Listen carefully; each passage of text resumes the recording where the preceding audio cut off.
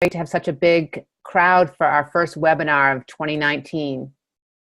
Since you're all here, I want to make a plug for our next webinar, which is on February 6th. It's with Brian Robinson. He's the author of #Chill, Turn Off Your Job and Turn On Your Life. It's great. Wanda's been reading it, and she says it's been really wonderful for her. He's going to present his philosophy and tools for a healthy work-life balance with our book-selling audience in mind. And that's on February 6th. If you think you're interested, please let me know. He's a wonderful presenter. Today's book subscription services webinar is going to last about an hour. An important note, if you didn't sign up with me directly, then email me, lindamarie@sebaweb.com, so I can give you B3 points for attending. B3 points translate into credit for future SEBA programming like Eureka SEBA and the Discovery Show, so you do want your points. So contact me afterwards if you didn't email me in advance. We're muting your sound during the presentation. I think Nikki's already taken care of that, but if you know how to do it already and it hasn't been muted, please go ahead and do that. You click on the microphone on the bottom or side of your screen. Please use the chat function to ask your questions. You'll see the chat option most likely on the bottom or side of your screen. When you click on it, the chat box will open. Please choose the Write to Everyone option so we can all see your questions. And please feel free to be writing your questions during the presentation. I'll be monitoring the chat and asking the presenters your questions. You're welcome to keep your video on so we can see you, but if you have to multitask, then I would turn it off so you don't distract others. You just choose the Stop Video button located next to the mute or microphone. So now I'm going to introduce our presenters. Jamie Rogers Southern is the Operations Director at Bookmarks, a literary arts nonprofit organization in Winston-Salem, North Carolina. Jamie worked at the Alabama Booksmith in her native Birmingham for more than 5 years as event organizer, buyer, and store manager. She moved in 2007 to work for the American Booksellers Association as education coordinator, and in addition to writing and leading education sessions for the ABA, worked as a coordinator for BEA and Winter Institute in 2008. She has been working with Bookmarks as Operations Director since 2011. Julie Jarema is a bookseller and the book subscriptions manager at Avid Bookshop in Athens, Georgia. Previously, she worked as the children's associate at Simon & Schuster and is a former We Need Diverse Books intern. When she's not hiding in the stacks, you can find her creating illustrations and dreaming up her own stories. So we're going to begin today with Jamie. Can you tell us about the subscription services that Bookmarks offers? Yes, so we offer 2 different subscription services. Can everybody hear me okay? Am I good? Okay. We do a Sign First Editions Club and then a Kids Club. I thought I'd start talking about the Sign First Editions Club, which is geared towards adults. It's a monthly subscription service that we offer new Sign Firsts, hardcovers, mostly literary fiction, but we do occasionally throw in a good nonfiction when it's available. They're mostly chosen by me, but we do have a few of our staff who read, galleys to help us narrow down and choose. I try to choose 6 months in advance, but it's usually like 3 to 4 months in advance. And all of that goes through our sales reps mostly to try to get those confirmed. So they just need as much time as possible. We do incorporate events when possible, and this has also worked as an incentive for more people to join. We had an event last May with David Sedaris, and so that was our May pick for Sign First. So all of those people were guaranteed a spot at the event, and we had limited space, like 200 or so tickets. So a lot of people joined so that they would get a seat at that, and it's a minimum of 6 months. So that was really great, and a lot of those people have renewed for another 6 months or whatever. So we're also starting a quarterly book club to discuss the selections, because a lot of people have asked for it. So We're going to have our first one in April to talk about January through March for 2019.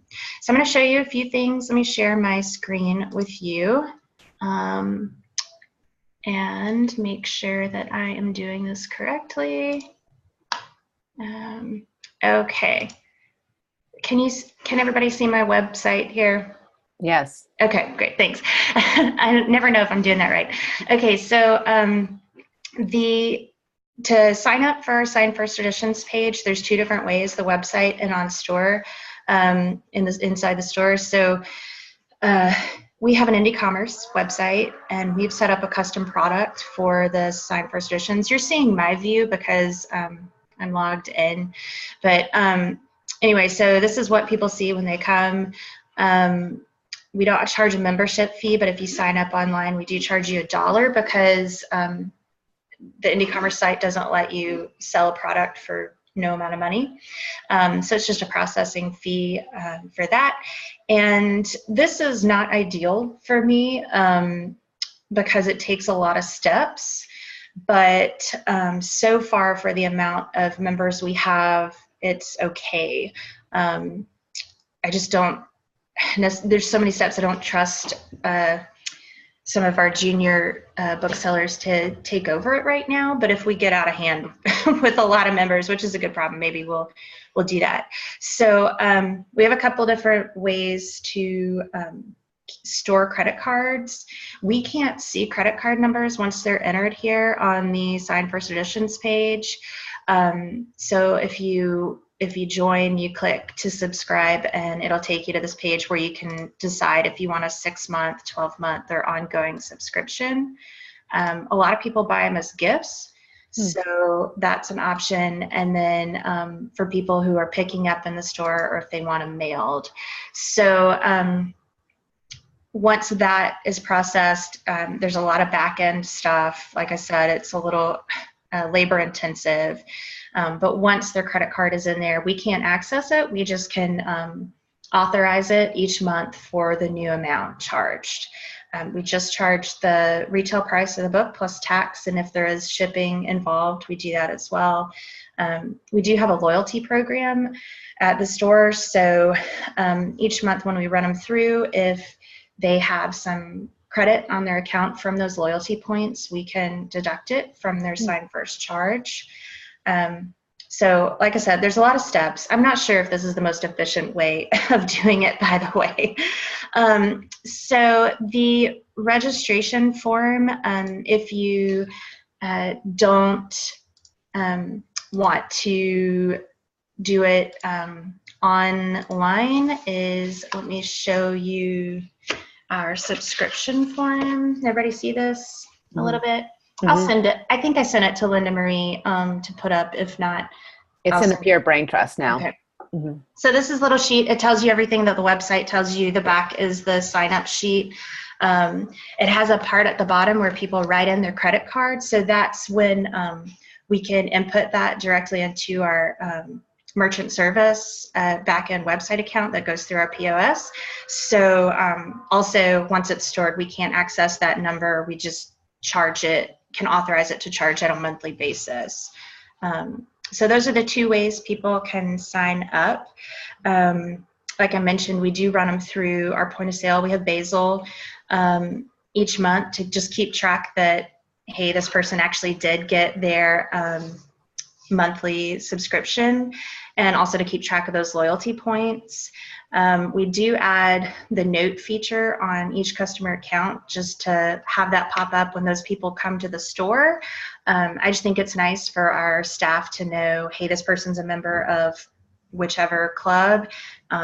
So bring that up in conversation, encourage them to stay members in the club. And then as far as tracking goes, let me share my screen again. While you're doing that, Jamie, there was a quick question about, does Indie Commerce store the credit card number and then let you authorize a specific amount each month? Yes, not if the person checks out with PayPal. So we've tried to put on the website very clearly, do not pay with PayPal, because I'm going to have to call you for a credit card number, and that's annoying. PayPal doesn't let you authorize each month, but the credit card feature will. You have to turn it on with Indie Commerce, so you can contact them and they can turn it on for you. Otherwise, your website, I think, is set up to default to not save the credit card numbers. So you just have to turn that feature on. So can everybody see this Excel sheet? Did that share? Okay. Yes. I took out all the personal information just to share it with you. I don't know if they would appreciate me sharing that. But this is basically the sheet I use to keep track of everybody. Everybody in red is a gift subscription. I try to keep track of when they start, when they've renewed. So you can see a lot of these folks started for David Sedaris, but like this person has an ongoing subscription now. So, and this person has renewed. So I think that really works. For me, I like spreadsheets. I haven't found a better way to keep track of it and update it regularly. I do keep a binder that has everybody's subscription forms in them as soon as they sign up, and just some basic information. I try to print this out each month, but this just helps me keep up with it on a daily basis when people join or change their information. And then this is kind of a monthly sheet. So I just ran January charges today. So all that's been updated on my computer of, hey, this credit, if there's a credit card problem with one of them, I have to call and get a new updated number. And then that'll just let me keep track of, hey, I actually did run this credit card. Sometimes it gets a little confusing. So each month the process is I email everyone and let them know, hey, just a reminder, this is the title for this month. We run the charges the second Wednesday of every month. Then also let them know when the books are available to pick up or ship. Books are processed and shipped out or put up front for pickup as soon as they're published. And we try to do some nice shipping materials. We, wrap them in our bags that we get through ABA and put a lot of our information in there. Stickers, bookmarks, definitely an event calendar, anything else that we want these folks to get. And then I'll keep going very quickly because I know you want to get to Julie. This is our young reader subscription service. It's basically it looks exactly the same as the Sign First. There's different options with this, so it's a little bit more complicated form here. Do you want 6-month or 12-month? We do offer people to pay month by month with this subscription or pay all at one time. We don't offer the pay at one time for Sign First because they're all different prices, and nobody really has wanted that. So weirdly enough, all the people who buy the kids subscriptions do want to pay for it up front because most of them are gifts. All of them are gifts. No kid is going to buy their own subscription. But, so I just kind of base the prices on a monthly average of a hardcover picture book or a hardcover middle grade YA book, and then average that out for the 6 or 12 months. The format is the same. You can sign up here online or sign up in store. We have a yellow form that looks like the blue one I showed you with this kind of look to it. Same thing about storing their information in Basil, same thing about running it through, except like I said, all of these so far that we've had for the kids subscription service are all one-time payment, pay up front. I think people just like that as a gift and then they know it's done.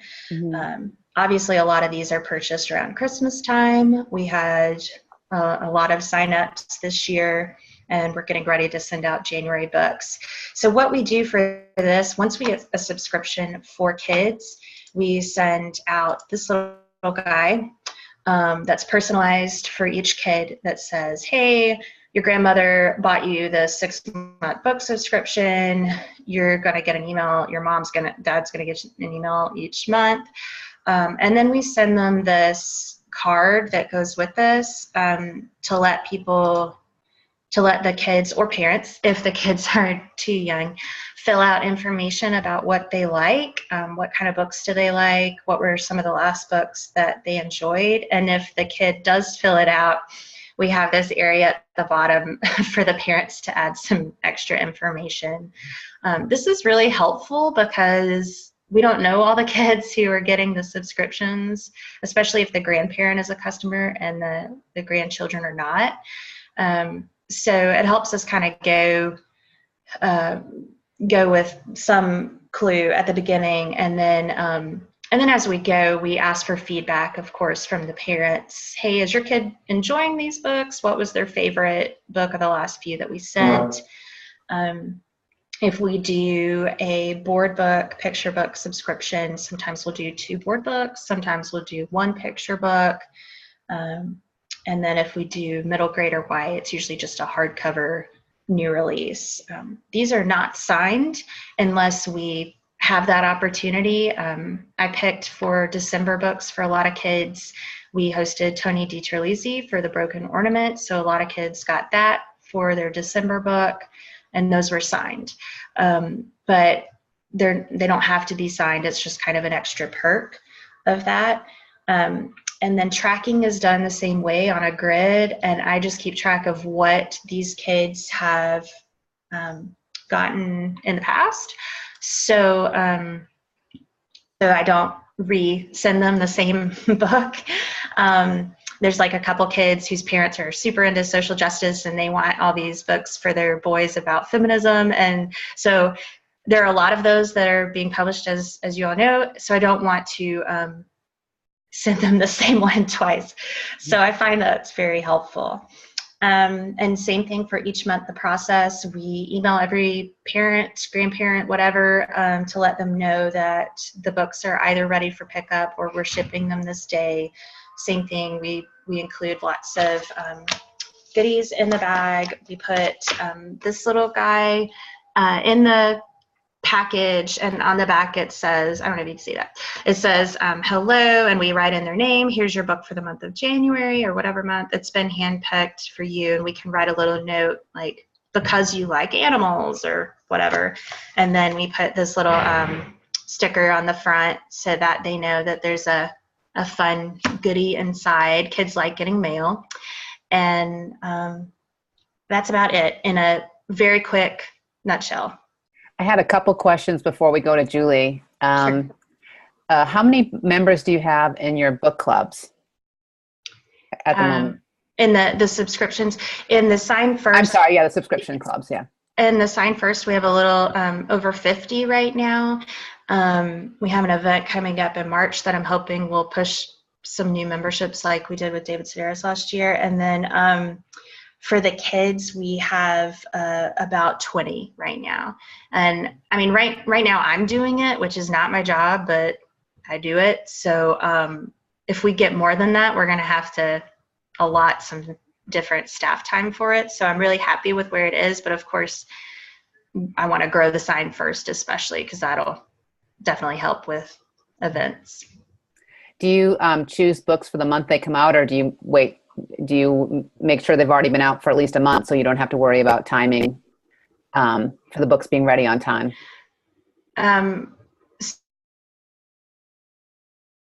Yeah, we for the Sign First, we do we have one in April selected that the book is coming out in March, but it's coming out the last week of March. I wouldn't pick one for April if the book was coming out March 6th, but it's like March 29th, and I really like the book, so we're going to do that for April. So usually it's month of publication. Okay. I know we're going to have lots of more questions, but I want to give Julie her time to present Avid's program. I think, Julie, you're still muted.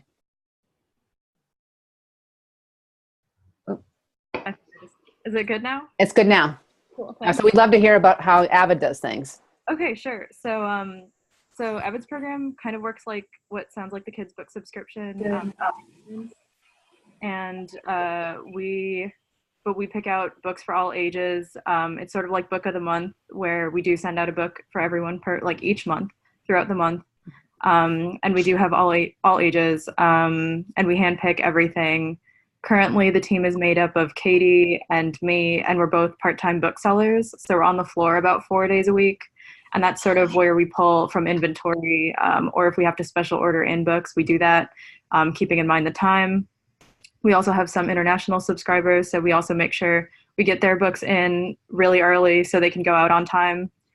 And yeah, Katie also curates the sci-fi fantasy section, so that's really helpful.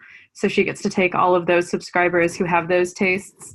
And then I do more of the kids and literary adult, and everything is paperback except for picture books and board books. So first I'll show you, we've got this little card that we give out to people that has the different types of subscriptions we offer. We've got board books, picture, young reader, so that's independent readers through middle grade, young adult, and then adult paperback. And we do ask for payment up front for either 3, 6, or 12 months. And then I'll show you, okay, let's see if I can share the screen again.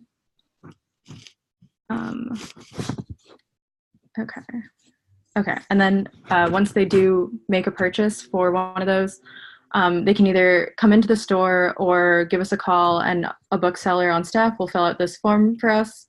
And this just has, if it's a gift or if it's just the person buying for themselves, they just fill out all this basic information. It's all contact info, really. If they have any extra time, they can let us know their book taste, but we will send a questionnaire later. So really, we just need their email at this point. And this will send us an alert to our subscriptions Gmail, and also all this information will autofill onto an Excel sheet. Okay, and then they can also pay on our website, which is a little outdated at this point, but you can still take a look at this page if you want. I definitely recommend when you make your own subscription page on your websites to have maybe a little bit more streamlining. We have all this information and people get overwhelmed. We also don't have our 3-month option up here yet, but people just get excited and like, I don't know, there's too much to look at. So they tend to scroll down to the bottom, fill in all this information, and then forget to pay for it. So then I have to go chase them down on email and say, hey, wait, just kidding. You need to give us your money because we can't send you books until you do that. But I'll have all their information, which is great for what kind of books they're into. And then we've got, once I get confirmation of payment, then I'll send off a link to this questionnaire, which is a little bit more thorough.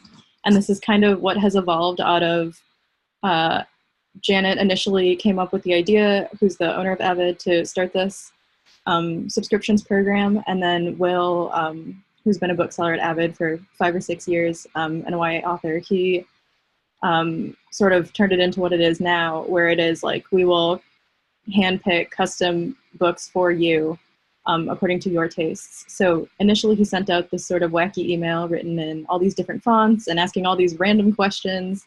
And that's kind of turned into what this more questionnaire is. So the first part is just contact info again. So we do have everything correct.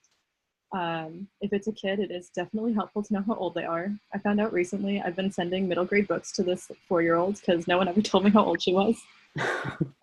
We've recently added Goodreads links because that is also really helpful if they do keep up with that, to know what they've read in the past. And then, yeah, the second part is all about reading preferences, things that they've loved, things that they've hated, what they never want to read, if they have any favorite genres. So it's pretty thorough if they read nonfiction. And then the last section kind of retains that sort of random part of the random questions and any fun stuff that we should also know.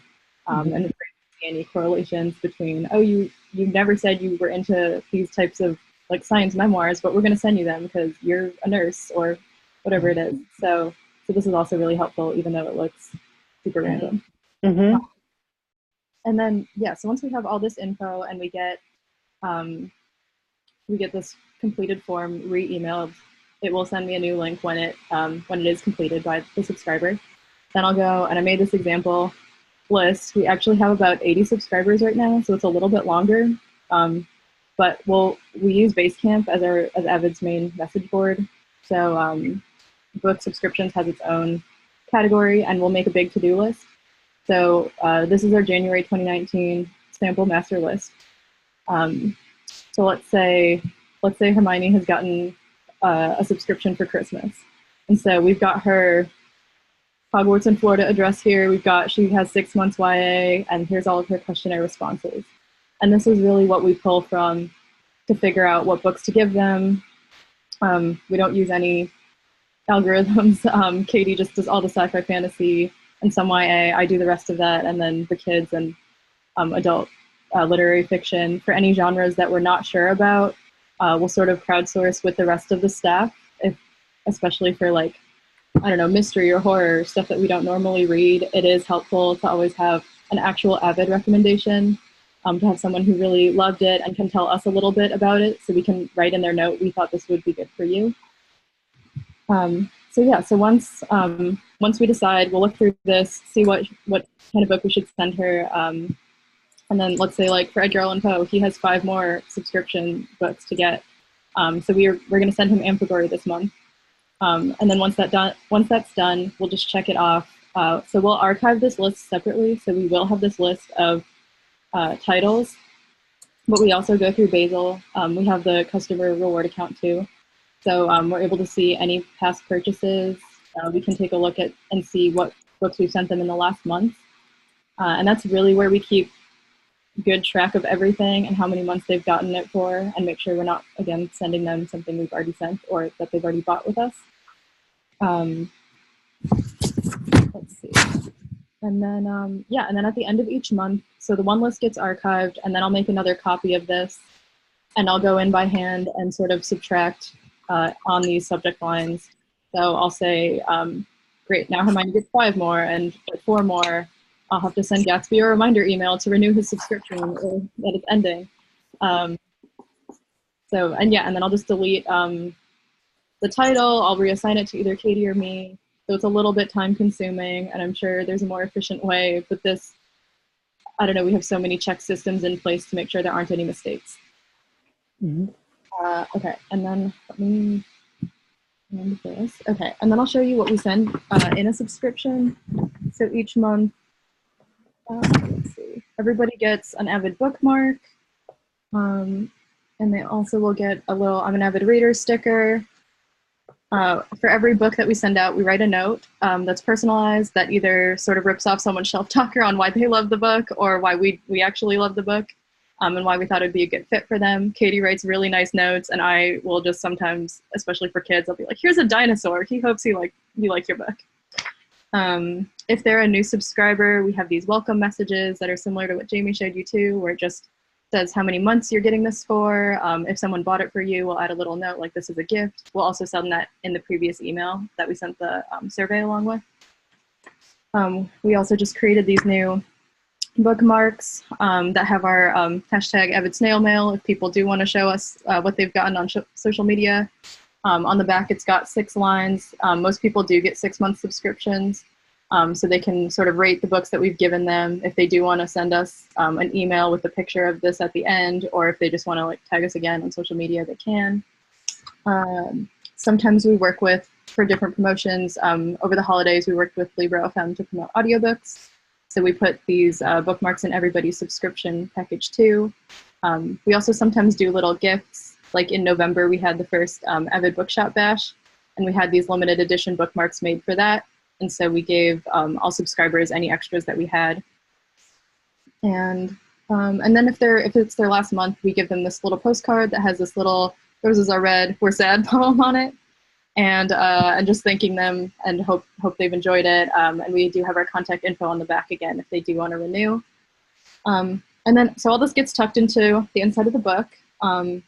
And then we put them in these bubble mailers. I didn't decorate these, but they're pretty cool. Sometimes if I leave envelopes on the counter, other booksellers will, and I won't have to do anything. But we like to have a little burst of color and definitely make sure people know this was handpicked, this was all hand done, and this was specifically made for you. So we do draw on all of our envelopes. Yeah, and then so all these little new like snail, everything that has the little Avid snail on it, these are all new. And this is subscriptions is one of the areas of Avid that sort of has the capacity for unlimited growth, meaning that there are no major startup costs. We're already staff members, so they kind of pulled us, and we can clock in when we're at home, or if we come in at extra time before or after work in order to like pack up these books and everything.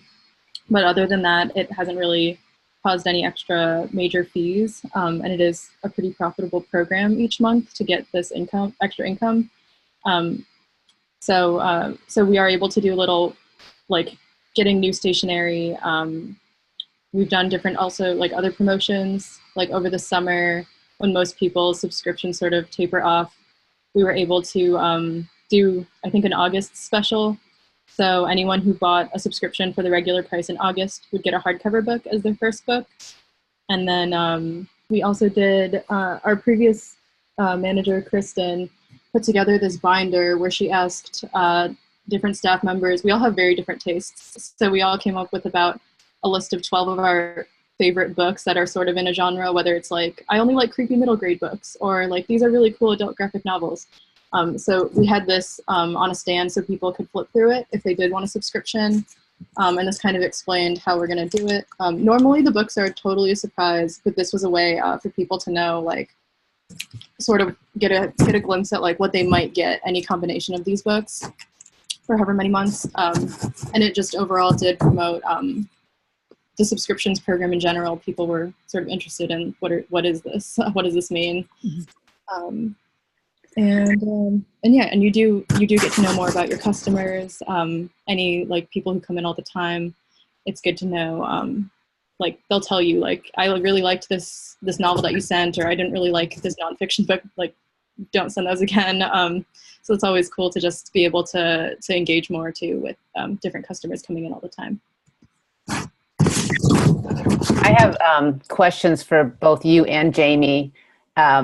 What do you do if somebody already owns the book? Do you accept exchanges? And the other part of that question is, do you have a place either online or in your materials, it looked like you did, Julie, in your bookmark, where people can give feedback on what they received? Yeah, sometimes people will email us. We have gotten emails in the past for people who do who already own those books or who have already read them, and we have been doing not exchanges exactly, but we'll return the books, and then we'll just say we're going to add however many months to your subscription. So we've been doing that. I don't know, we're still working out a better return policy, especially for people who live out of state or who can't get into the stores. Mm-hmm. For the international people, I do tell them their book ahead of time just to make sure they haven't read it, because I think that would be much harder to get back. Mm-hmm. And, oh no, sorry. Oh, were you going to say also the feedback for... Yeah, they'll send, some people, again, do send emails. Usually I'll hear from other booksellers who have like encountered a subscriber who was really happy with their last book, or who, usually we don't get too many people who are like, I hated what you picked for me. But usually when they are really excited about something, we'll hear about that. So that's always cool to know. And Jamie? Yeah, so for Sign Firsts, we don't handpick per person. Everybody gets the same book. So that's why I try to let them know the month ahead. Like today when I emailed everybody, hey, this is your book for February. So, cause some of them are published at the end of the month. So I don't want people to pre-order or come in and buy the other books. So, and that's why they're brand new books. Same thing for the kids. That's why we do newly published kids books as well, published within the last couple of months. We're a little flexible on that. And that's a good thing about Basil, is it lets us know if they've bought the book before, it'll pop up. If they already have it and they didn't buy it from us, well, that's their fault. No, just kidding. We haven't had anybody tell us that they want to return one, or that they already have the kids book. So I think keeping them new, that's been really helpful. We haven't put in a return policy with it. Our regular return policy is stated on receipts. So I don't know. I think I would be flexible with it if we ever came across it, but so far we haven't. And then as far as feedback goes, I do ask parents or guardians in the monthly email to let us know, hey, did your kid enjoy last month's books? We send out a survey occasionally for both clubs that are like, what would you like to see more of? This was your favorite book of 2018. What was your least favorite book of 2018? Just to kind of give us a guideline. Do both of you or either of you run specials where if you have extra signed copies of children's or adult books, you offer them first to the clubs, the subscription clubs? Yeah, we do. And that has actually really helped us unload some extra signed books when we get, like carton quantities from publishers, or, when you're looking at catalogs that sometimes I'll have people in mind for that. So I'll just send everybody a note and say, hey, we have a limited stock quantity of this. We're giving you the opportunity to buy them first. We can just add them on to your next month's charge and get them ready for you. And then you have like a week to respond, or we're going to put them for sale to the general public. Julie, there's a question for Avid about, is your adult subscription hardback new releases? Oh, no, we just do paperback. And for YA middle grade chapter books, all those are all paperback. There have been a few requests.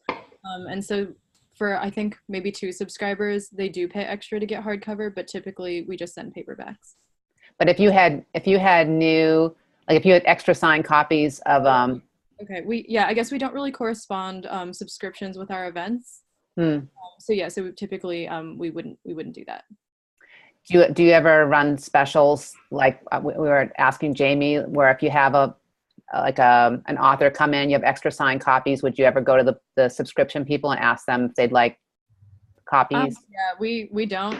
We usually don't do that, like pre-checking. People are totally surprised by what they get in the mail when they get it. And I wouldn't say, usually hardcover editions are signed, so we don't typically, we wouldn't send those out. I have another question for both of you. It's asked, what packaging wisdom do you have, cost-effective, brand-centered, trustworthy for keeping books in good condition? Maybe Julie, you could start first. Yeah. We just use like bubble mailers, and they seem to be doing the job. We're sending paperbacks, so maybe signed first editions are a little bit need to be more pristine, so maybe you have a better system for that. But we just throw our paperbacks into these bubble mailers, and they do the job. Yeah, and we bought a whole bunch of boxes in bulk from Uline, and 2 different sizes that fit the standard hardcover size, and then one a little bit bigger that'll fit a picture book. So those are basically what we use for that. We wrap them in a Bookmarks bag first with all the stuff in it, and then haven't had anybody say that any show up damaged. We try to be real careful with that. How many, for both of you, can you estimate how many monthly subscribers are long distance versus locals?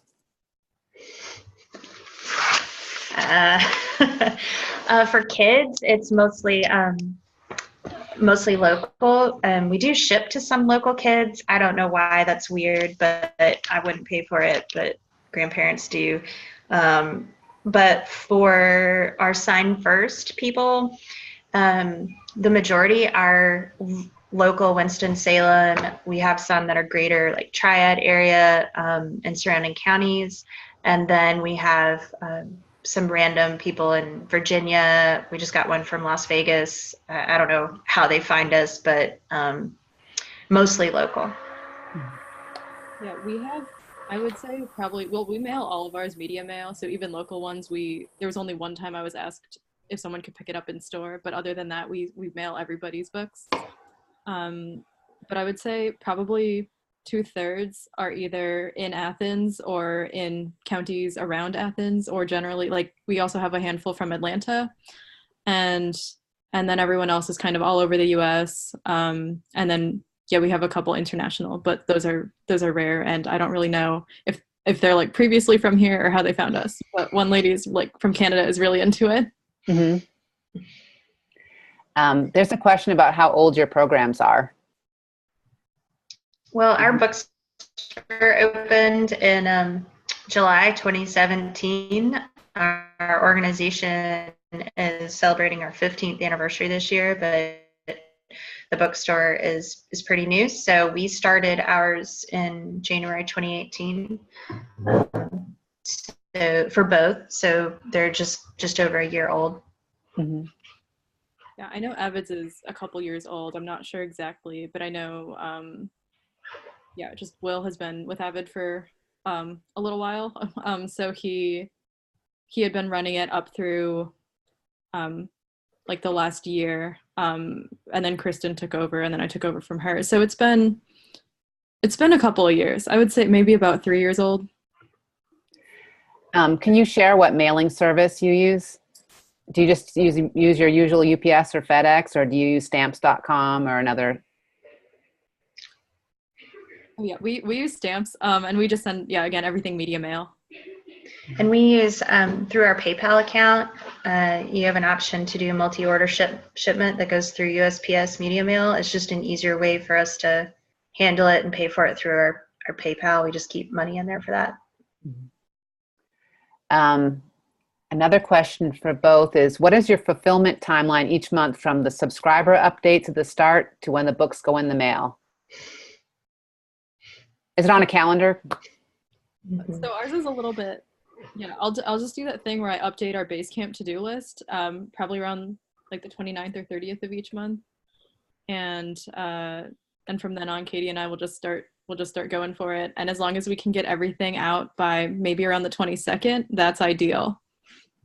But we'll just randomly send through. I know both of us sort of compile these giant stacks of books, and we'll leave them on a shelf in the back office, or just at our print store, we just put them on a stack on top of a bookshelf behind the counter, and people know not to touch those. And then, and then we'll get our notes done, and then we'll just start sending them off as we get them done.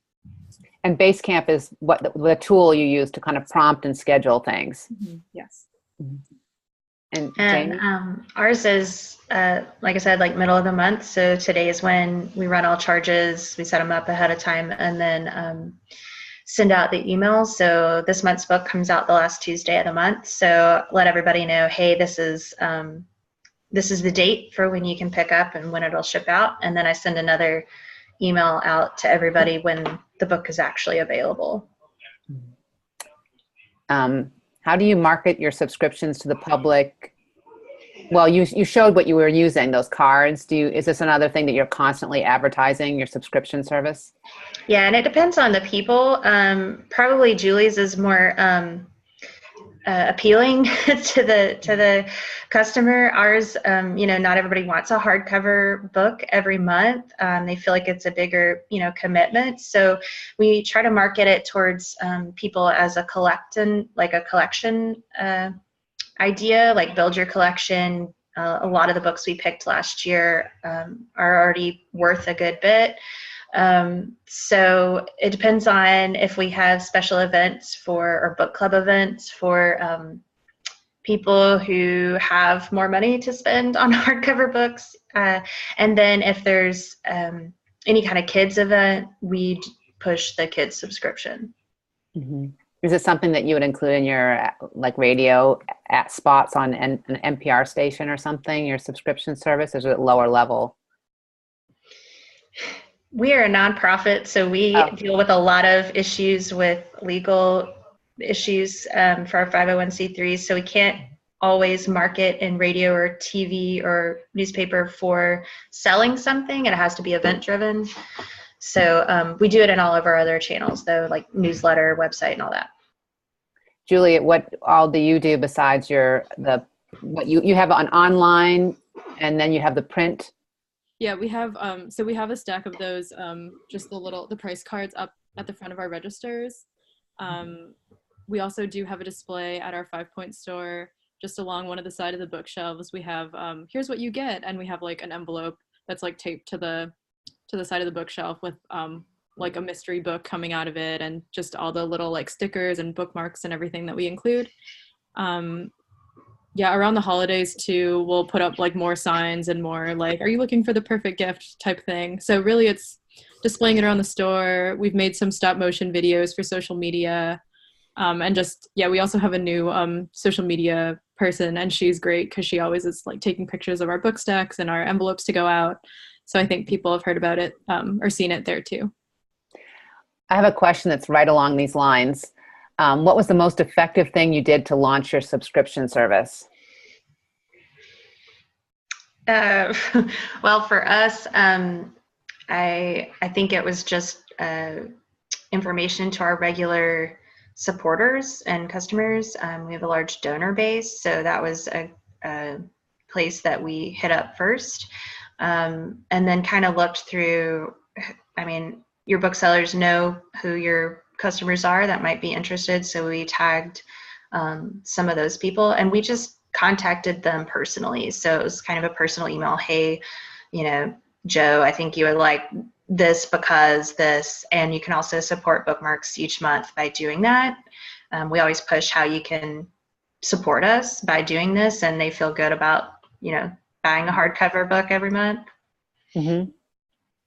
Yeah, I wasn't there at the beginning of the subscription program at Avid, but I do think, I mean, all the booksellers that we have on staff are very excited about books, and we're always up for giving customers recommendations. So I kind of think it came out of that. Like Janet knows that we're all, I don't know, we're all like happy to talk about books, and that we do want people to like find something perfect. So I do think it's just sort of, Avid is sort of known for that. Like known for coming in and having people just like throw a bunch of books at them and be like, I love these and you should too. Jamie showed us how she tracks customer, the customer choices through an Excel sheet. How do you track what you're sending out to people? Do you use Excel or do you use Basecamp or? So we do have that list on Basecamp, that just long to-do list. And we do have a separate spot in Basecamp to archive those, but we typically just reference them through Basil. Like everybody normally has their customer accounts if they're local, and then if they're not, we just make them a new account for any subscriber. So we, like for all the kids too who like wouldn't have accounts, we just make them all their own. So every time we do scan out, since the payment is upfront too, we scan them out at 100%. So it is good to just have that on their account to know like why was this book free, or like why did it look free, and to just go back and be able to like comb through that and see, have they ever purchased this before, or their parents. Yeah, your point of sale, the way you use your point of sale program, you pretty much track everyone's purchases, right? Yeah. So you don't need something separate necessarily. Yeah, I mean, if they do buy from anywhere else, we won't know that they'll have gotten that book. So that's the only tricky thing. So I don't know. Sometimes they're good reads, we'll supplement it, but other times we're guessing and sending them like lesser known books, hopefully. How many hours would you estimate each of you that you spend or someone spends on staff on the subscription services? Probably for me, probably about 5 hours a month. Now that I've gotten it pretty under control, there's a lot of maintenance like on the website to update new stuff and update the, you know, things each month about what they were sent and everything. And then adding new people. So, and then as far as like gathering the books, shipping them, that kind of thing. So probably about 5 hours. Mm-hmm. That includes the shipping too. Mm-hmm. And Julie? I told myself that I was going to like try to figure out the actual amount of time, in addition to my regular shifts, that I do clock in for this. But it's been, especially over the holidays, there's been such a stretch of, I don't know, such a range of like activity, and we did get a giant boost over the holidays. So it's still difficult to tell, but I do try to get most of my stuff done while I'm on my shifts anyway, because it is easy to look through inventory there. That's the fastest and best way to figure out what books to send to people. Like, what do we actually have on hand, or what have we stocked in the past that would be good to send to them now?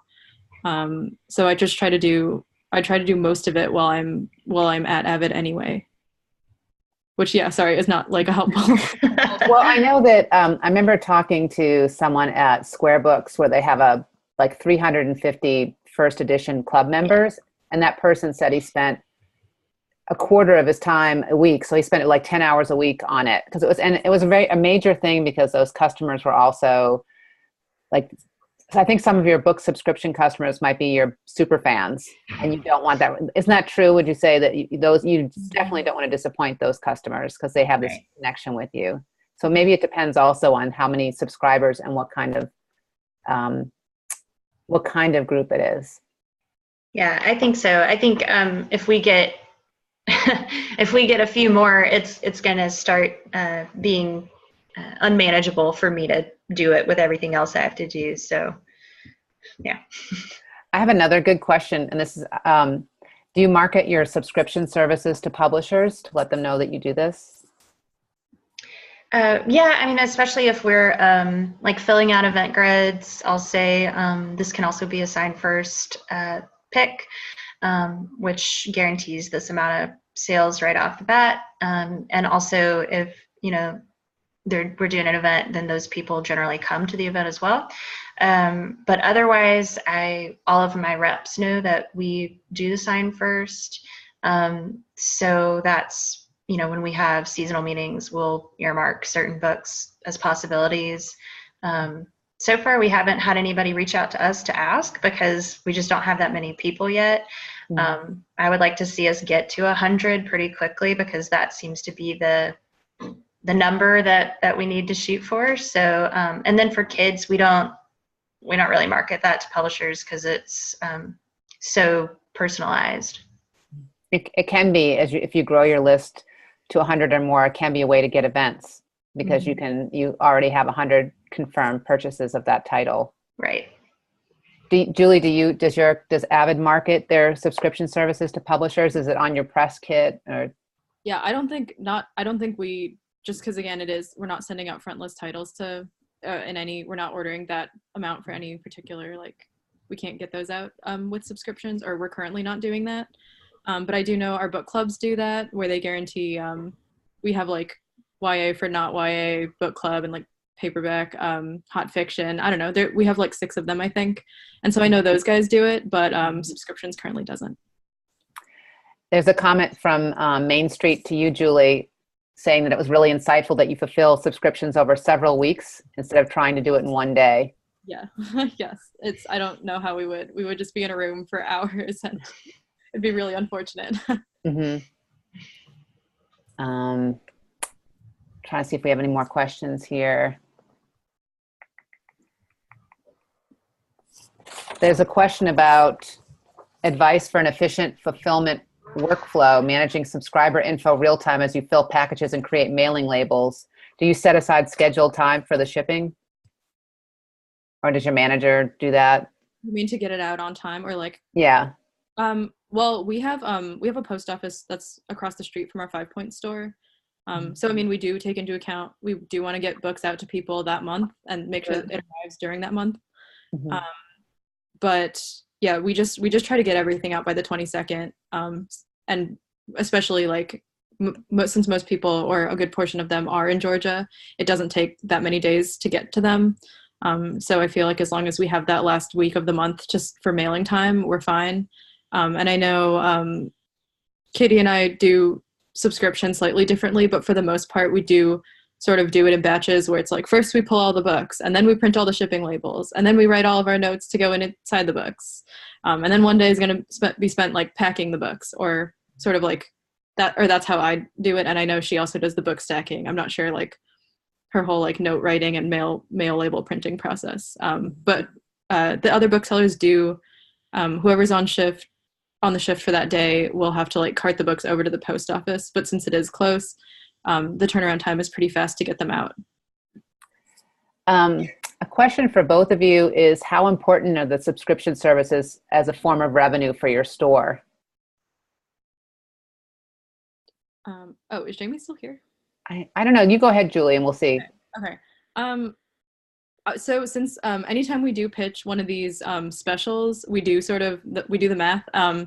And since we're getting the 46% discount on books anyway from publishers and from Ingram, and then we're like using local printers to print bulk quantities of our stationery, and we're getting large amounts of packaging at a time.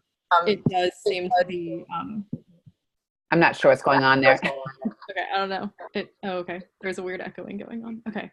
But yeah, it does seem to be overall like pretty like I think we're making definitely over half of what we charge to people. Mm-hmm. And I think you had mentioned that this was one of the forms of revenue that the store is really invested in, because you said it has unlimited potential for you. Yeah, it's definitely it definitely earns out for like what it is, and does bring in extra money. Jamie, I think we lost you for a moment, but how important are the subscription services as a form of revenue for Bookmarks? I mean, well, over 50 people, each month is a pretty substantial amount. We don't charge anything extra, though. I know a lot of people do, so that's something to think about for future, to subscribe. But right now, we're just trying to build that program. So we get them all from the publisher, of course. So pretty good discount, especially if we can buy in a certain amount of quantity. Sometimes there's, our sales reps can help us out. But it's a good chunk, especially for those new releases. The kids subscriptions, not so much, because they're all paid out up front. So that doesn't really factor in. So that's more like one time of the year you'll get it. It's not a rolling thing, whereas the other one is every month. Right. At what point do you ring the books out of your point of sale? Around the day you ship, or is it earlier? Closer to when you pull the books for your stack? Yeah, so because of like all the pre-sales stuff, it's very hard with our point of sale system to charge pre-sales ahead of time through Basil. So we'll charge them like in the middle of the month, and then that's just kind of our standing day. So basically the second Wednesday of each month we'll charge them, but then we don't run them out until publication day. Yeah, and we just ring ours out again as we go. So, I'll pull all mine onto a stack, and then I'll just go through each customer account, ring them out, put them back into a stack, and then bring them into the office or wherever I'm keeping them until they're time to send. So we're not really on a strict timeline at all. I think as a last question, on your shipping, it looked like neither of you charged the full price of shipping. You give some sort of deal. Do you do that? You mean with the shipping charges? You don't charge a straight shipping charge. You offer like some kind of deal on the shipping to customers. Oh, I mean, I guess it is like factored into the initial price. We're just sending out, we send out media mail, so it's the cheapest way as possible. Usually for customers who come in store and do pay for shipping on a book, we'll send through Shipbo instead. So that's a little bit higher, just so their book does get to them in about 2 days, and with tracking and everything. But for us, we just include everything in the upfront price, and we'll just send like the cheapest way to go. Okay. And Jamie, how do you handle shipping costs? Yeah, so we charge $4.50 a book per month. So like the kids are paid per upfront, that $4.50 times 12, and then so shipping media, it kind of averages out. I mean, it's a little bit, it depends, but we do ship media, so we're not losing really any money necessarily. You ship media mail to the U.S. Post Office, the media mail? Okay. Well, I think we've come to the end of our time, and that was really informative from both of you. Thank you so much for all that you presented. There was a request. I don't know if you already gave me this information, Julie, but did you already send me the Avid card to put up on the Peer Brain Trust? Oh, no, I can dig around for that and grab that for you too. Okay, so we'll get as much material up for everybody as we can. All right, well, thank you so much. Welcome.